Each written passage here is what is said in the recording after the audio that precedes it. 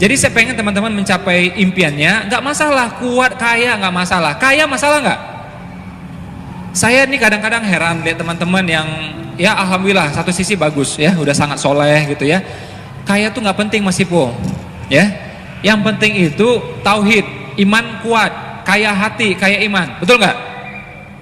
Jangankan saya, anak TK Khalifah juga tahu tuh jawabannya, ya. Nomor satu kaya iman, kaya tauhid, ya, kuat iman, ya. Itu udah jelas, itu mutlak. Dia bilang lagi, karena sebenarnya kalau kita kuat imannya, pertolongan Allah bisa datang dari mana aja. Jadi nggak perlu kaya. Tahu nanti bantuan datang dari Timur Tengah, tahu bantuan datang dari Qatar, tahu datang bantuan dari orang kaya yang insaf misalnya. Tahu kebangun tuh pesantrennya. Nah ini kan cara pikirnya menurut saya belum sempurna. Kenapa nggak dia yang berpikir? Ya dia yang bisa membiayai, benar nggak? Dia dong yang membiayai. Kenapa yang mikirin dari orangnya? Ya, jadi nothing's wrong with kaya. Ya, nggak ada yang salah dengan konsep kaya. Sebenarnya. Tapi Mas Ipo kan agama ngajarkan kita untuk zuhud, untuk apa lagi? Sederhana, untuk apa lagi? Untuk qanaah. Ya, apa itu qanaah? Merasa cukup, itu qanaah. Ya, benar nggak itu? Qanaah sederhana, ya, itu soal rasa. Soal apa? Soal apa? Ini harus interaktif kata Mas Ardi tadi ya, agar masuk ilmunya. Makanya anak kecil itu belajar 6 jam sanggup. Karena dia belajarnya itu interaktif. Dia terlibat. Oke? Jadi qanaah itu soal apa? Rasa. Sederhana itu soal rasa. Jadi misalnya uang di kantong kita 100.000 tetap qanaah, merasa cukup. 100 juta qanaah, 100.000 qanaah. Ya? Jadi soal rasanya, uang mau boleh naik turun. Sederhana juga sama. 1 miliar sederhana, ya. 1 juta sederhana. Naik lagi 20 miliar misalnya, tetap sederhana. 30 miliar tetap sederhana. Jadi hartanya boleh naik turun. Ini salah paham. Kita berpikir kalau mau qanaah, kalau mau sederhana, kalau mau zuhud itu mesti kere atau duitnya pas-pasan, sekedar-sekedarnya aja. Ini yang salah kaprah. Definisi kaya yang saya sampaikan adalah apa? Produksi sebesar-besarnya. Produksi itu hasil, ya. Kinerja bisnis itu mesti sebesar-besarnya, ya. Produksi sebesar-besarnya, konsumsi sekedarnya. Nah, dipakai sekedarnya, distribusi seluas-luasnya, ya. Ada yang bilang, Mas Ipo, tapi banyak tuh orang kaya nggak bahagia, betul nggak? Banyak orang kaya nggak bahagia, lebih banyak lagi orang miskin nggak bahagia, tahu nggak? Udah susah nyusahin orang, ada nggak kayak gituan? Banyak, ya. Jadi nothing's wrong with kaya sebenarnya. Tapi masih lihat tuh di TV tuh, banyak tuh orang kaya yang bercerai, banyak orang kaya yang berantem, ada orang kaya lagi yang berkasus, benar nggak? Orang kaya ini kemanapun dia pergi dia jadi sorotan, ya. Orang kaya ini benar nggak? Kemanapun dia pergi jadi sorotan, ya. Jadi makanya kalau dia bercerai diliput. Kalau orang miskin bercerai, ya biarin aja kayak gitu. Teman-teman boleh pergi ke di pengadilan ini ya, pengadilan agama. Yang bercerai itu mohon maaf ya, lebih banyak yang miskin. Ya.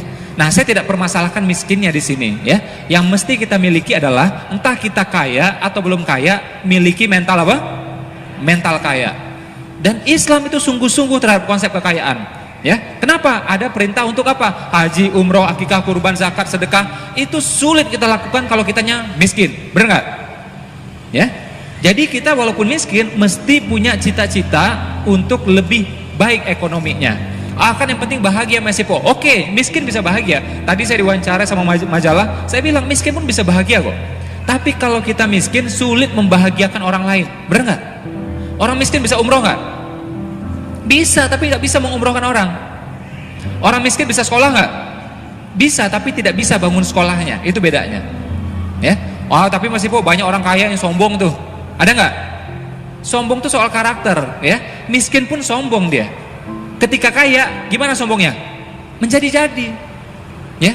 Jadi Will Smith mengatakan kekayaan itu mengamplify, ya. Jadi kekayaan tidak mengubah orang, kekayaan itu mengamplify sifat dasar seseorang, memperbesar.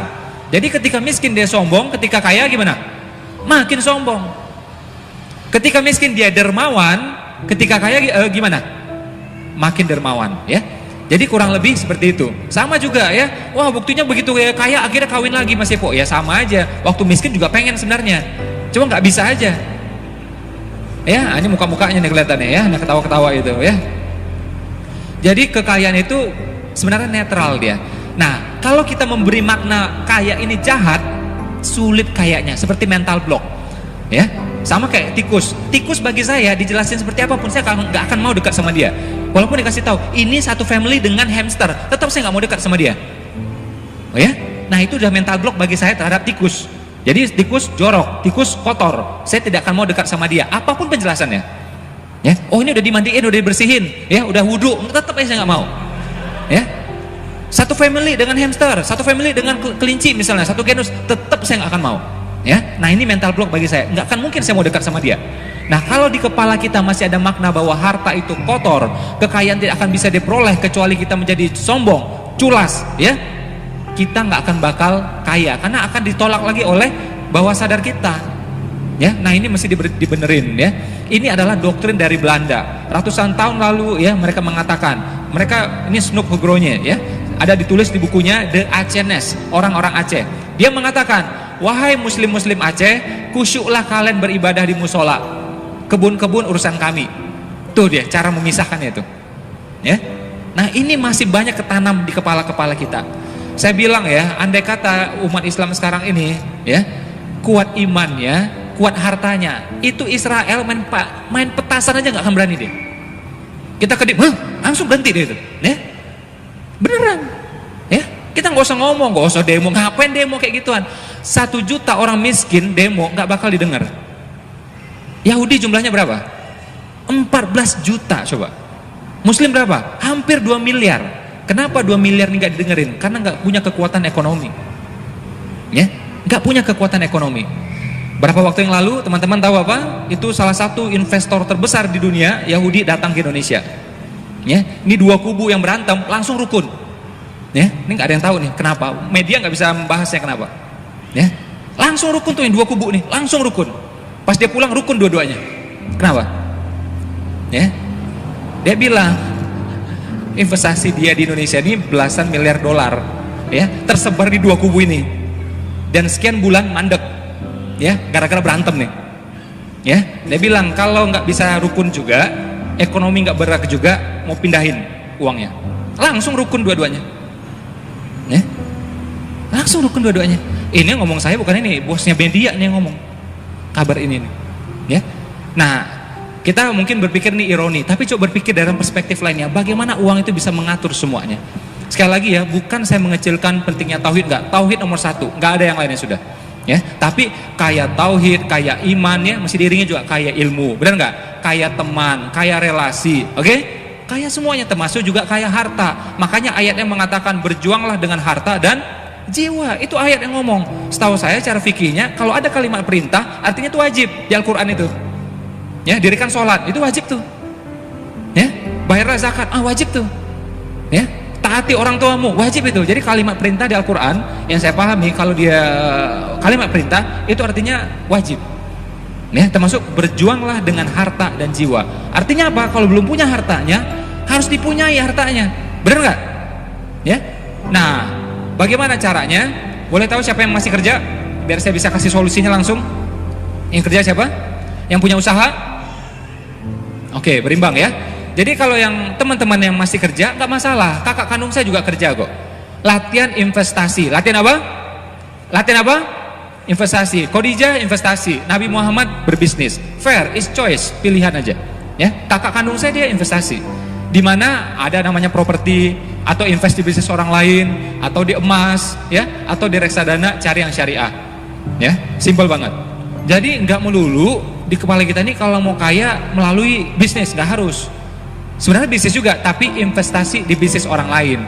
Namanya properti, namanya reksadana, ya, dan seterusnya. Ya, makanya Umar bin Khattab mengatakan, ya, wahai pekerja, jangan habiskan semua upahmu. Sebagian belikan ladang, sebagian belikan kambing. Apa itu ladang? Properti. Ya, apa itu kambing? Aset produktif, berkembang terus. Ya, nah ini orang Islam zaman sekarang dua-duanya nggak punya, kambing nggak punya, properti juga nggak punya.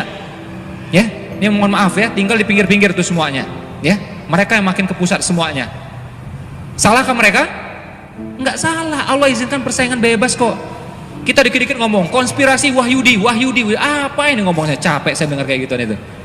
Cobalah berpikir ya, Belanda misal mau nyerang Indonesia, terserah dia mau pakai meriam, mau pakai celurit atau pakai nuklir, benar nggak?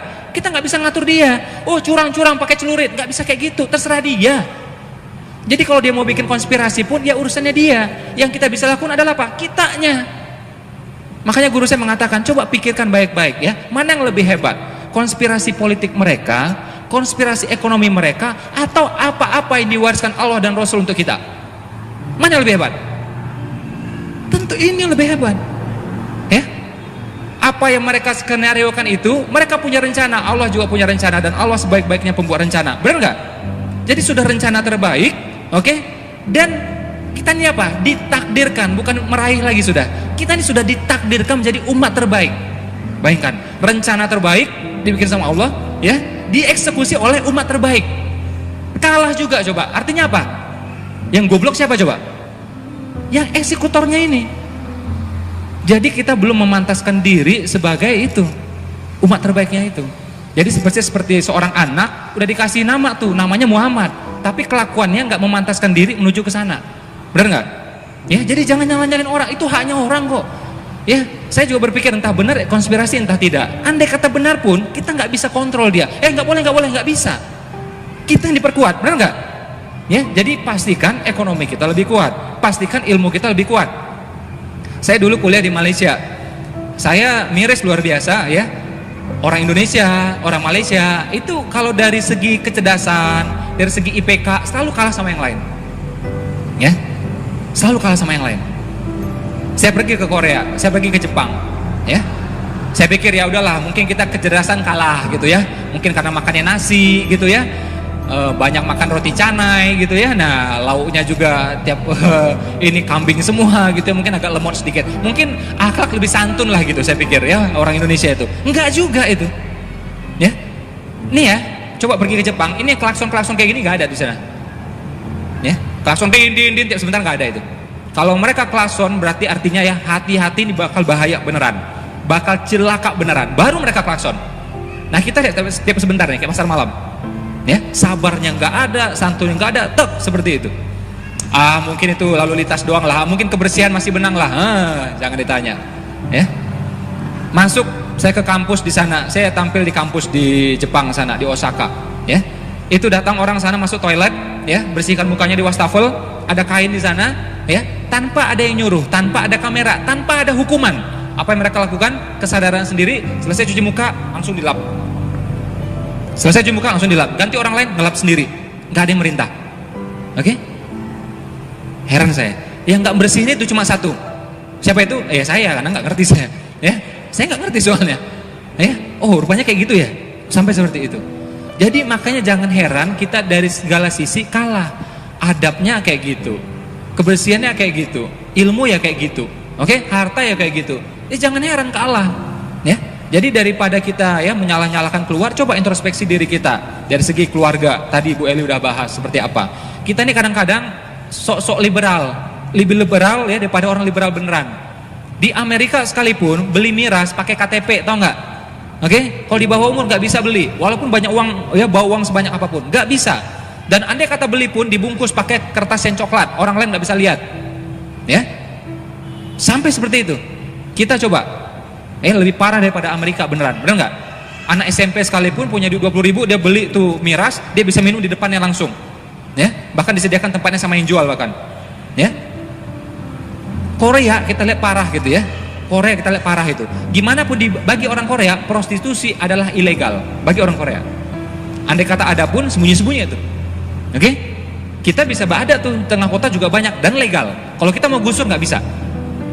Sampai seperti itu, ya. Makanya Allah cabut itu ya, umat terbaik itu tuh ya, wibawa umat terbaik itu Allah cabut semuanya.